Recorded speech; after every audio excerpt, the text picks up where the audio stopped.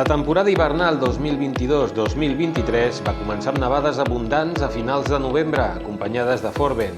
A l'Aran franja nord de la Pallaresa es van observar els primers accidents, sense conseqüències, de la temporada, amb el desencadenament de diverses plaques. Al mes de desembre es van alternar les nevades, amb increment del gruix a tots els sectors, en períodes d'humitejament del mantell. Es registren allaus de neu recent, neu húmida i lliscaments basals, de mides 1 petites i 2 mitjanes.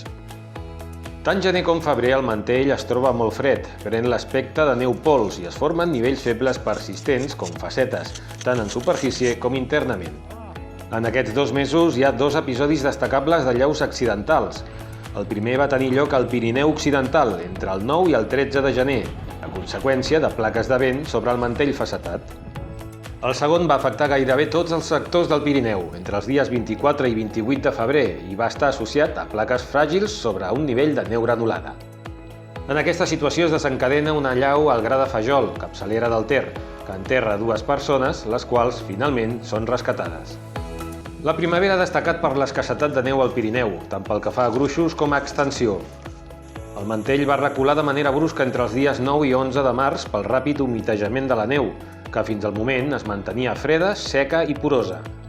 A partir de mig març, el conjunt del mantell ha estat format per crostes molt dures i per gra de fusió.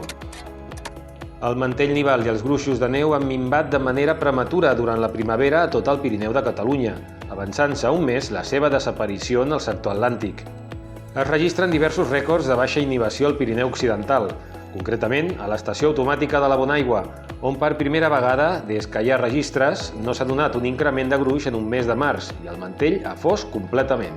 A la resta de sectors el mantell també és deficitari, sobretot al Mediterrani, on a mig d'abril la presència de neu ha estat testimonial i s'ha reduït a congestes i a alguna enfarinada esporàdica. A la temporada hivernal 2022-2023, l'accidentalitat per allaus al Pirineu de Catalunya s'ha concentrat en els mesos de gener i febrer i no s'ha registrat cap víctima mortal. Les allaus més grans han estat per situacions de plaques de vent, per la presència de capes febles persistents i per neu humida. Al llarg de la temporada no s'ha observat cap allau de mida 4, molt gran. La temporada 2022-2023 ha estat la segona amb el grau de perill més baix dels darrers 30 anys. A més, cal destacar que també és el primer any des que s'emet el butlletí de perill d'allaus que no s'ha assolit un perill fort, 4 al Pirineu de Catalunya.